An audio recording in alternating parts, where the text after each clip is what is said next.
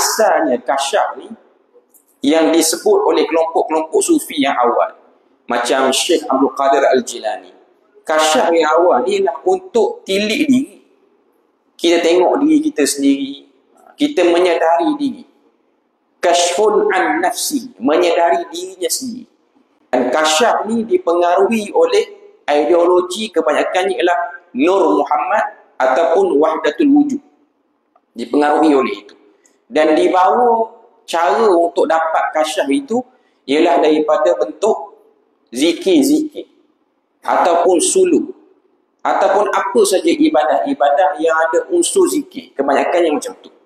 Kasyaf yang diangkat oleh kelompok ini ialah untuk dapat rasa hati ataupun istilah yang dia guna ialah basirah untuk melihat orang sekeliling.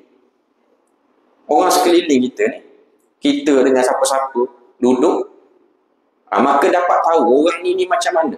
Dia punya keadaan dia tu, dia punya diri dia tu macam mana. Itu antara benda yang kita boleh tengok daripada kefahaman kasyaf tu. Dia asalnya kasyaf ni yang disebut oleh kelompok-kelompok sufi yang awal, macam Syekh Abdul Qadir Al-Jilani. Kasyaf yang kasyfun an nafsi, menyadari dirinya sendiri. Lepas tu baru pergi kepada kasyfun an ghairi. Dia menyingkapi orang lain pula.